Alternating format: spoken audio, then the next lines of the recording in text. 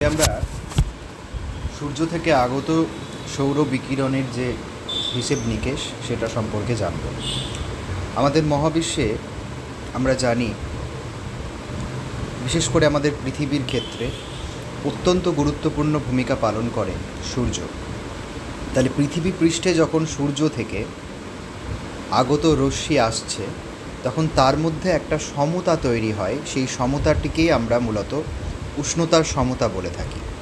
এখন এই উষ্ণতার সমতা বজায় রাখার যে প্রক্রিয়া, সেই প্রক্রিয়াগুলো কিন্তু একটা অঙ্কের উপর দাঁড়িয়ে আছে। সেটা আমাদেরকে খুব ভালো করে বুঝতে হবে। অর্থাৎ সূর্য থেকে অতি ক্ষুদ্র তরঙ্গ রূপে যে সৌর বিকিরণ আমাদের পৃথিবী পৃষ্ঠে এসে পৌঁছায়, সেই অতি ক্ষুদ্র সৌর বিকিরণই কিন্তু বৃহৎ তরঙ্গ রূপে আবার কি হয়, পৃথিবী পৃষ্ঠ থেকে বাইরে প্রতিফলিত হয়ে যায়, বিভিন্ন কারণে প্রতিফলিত হয়। তাহলে এই যে সূর্যের বিকিরণ আসা এবং সূর্যের বিকিরণ বাইরে চলে যাওয়া, অর্থাৎ ক্ষুদ্র তরঙ্গরূপে সূর্যের বিকিরণ, সৌর বিকিরণ পৃথিবীতে আসা এবং বৃহৎ তরঙ্গরূপে সেটা ফিরে যাওয়া, এর যে আদান প্রদান, এই আদান প্রদানের হিসেবেই আমরা একটা তাপের বাজেট, এক ধরনের বলা যেতে পারে হিট বাজেট, আমরা এখানে লক্ষ্য করতে পারবো। তাহলে সূর্য থেকে আগত ইনসোলেশন কিন্তু সবসময় মাথায় রাখতে হবে 100%। সূর্য থেকে আগত ইনসোলেশনের পরিমাণ সর্বদা 100%। এখন এই যে 100% সৌর বিকিরণ আমাদের পৃথিবী পৃষ্ঠে আসে, মানে 100 থেকে 35 ভাগ, যেটাকে আমরা অ্যালবেডো বলি। অ্যালবেডো কিন্তু একদম আবার মহাবিশ্বে কী হয়, মহাশূন্যে প্রতিফলিত তাপ, মানে সেই প্রতিফলনটা হয় মেঘ, ধূলিকণা আর ভূপৃষ্ঠের দ্বারা। মানে অ্যালবেডো কিন্তু তিনটে, এই জিনিসটা তোমরা মাথায় রাখবে। অ্যালবেডো সবসময় মেঘ মানে ক্লাউড, ধূলিকণা পার্টিকলস, আর ভূপৃষ্ঠ মানে আমাদের আর্থ ক্রাস্ট, এর তিনটের মাধ্যমে কিন্তু প্রতিফলিত হয়। তাহলে দেখো, এই যে 100 ভাগ ইনসোলেশন এসছিল, তার মধ্যে 35 ভাগ যদি বেরিয়ে যায়, তাহলে আমাদের কাছে পড়ে থাকলো 65 ভাগ। এই 65 ভাগ বিষয়টিকে নিয়েই আমাদের মূল কাজ। এই 65 ভাগ কিন্তু কি হলো, যেটা অ্যালবেডো রূপে ফিরে গেল, 65 ভাগ কিন্তু আমাদের পৃথিবীতে আসে। পৃথিবীতে যখন আসে এই 65 ভাগ, আস্তে আস্তে কিন্তু আবারও এই 65 থেকে 14 ভাগ সৌররশ্মি কিন্তু বায়ুমণ্ডল দ্বারা শোষিত হয়। তাহলে 65 থেকে 14 ভাগ যদি শোষিত হয়ে যায়, তাহলে আমাদের কাছে পড়ে থাকলো কত এখন, 51%। এই 51% কিন্তু ভূপৃষ্ঠে একদম সরাসরি আসে, আমাদের পৃথিবীতে সরাসরি আসে।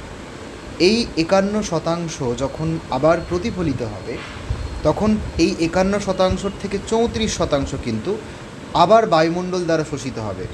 এই যে 14% এটা কিন্তু আসার সময়ে শোষণ, আর এই 34% কিন্তু যাওয়ার সময়ে শোষণ। তাহলে 51 থেকে 34% বাদ দিলে পড়ে থাকবে 17। এই 17% কিন্তু মহাশূন্যে একদম নির্দ্বিধায় আবার ফিরে যায়। মানে এটা আবারও কিন্তু একদম সরাসরি মহাশূন্যে ফিরে যাচ্ছে, কারোর কোনো মানে বাধার সম্মুখীন হচ্ছে না। তাহলে 100 ভাগের মধ্যে 35 ভাগ অ্যালবেডোতে চলে গেল, পড়ে থাকলো 65 ভাগ। 65 ভাগের মধ্যে 14 ভাগ আসার সময় শোষণ হয়ে গেল, পড়ে থাকলো 51 ভাগ। এই 51 ভাগ যখন আবার ফিরে যাচ্ছে, তখন 34 ভাগ বায়ুমণ্ডল দ্বারা শোষিত হলো এবং 17 ভাগ কি হলো, মহাশূন্যে ফিরে গেল। তাহলে আমরা যদি এই সমতাটা লক্ষ্য করার চেষ্টা করি, আমরা প্রথমে 100 ভাগ বলেছিলাম না? তাহলে 100 ভাগের মধ্যে দেখো 35 ভাগ অ্যালবেডো। আমার বায়ুমণ্ডল দ্বারা শোষণ কি হচ্ছে, আসার সময় 14% শোষণ হচ্ছে, যাওয়ার সময় 34% শোষণ হচ্ছে। তাহলে টোটাল 48% কিন্তু বায়ুমণ্ডল শোষণ করে নিচ্ছে।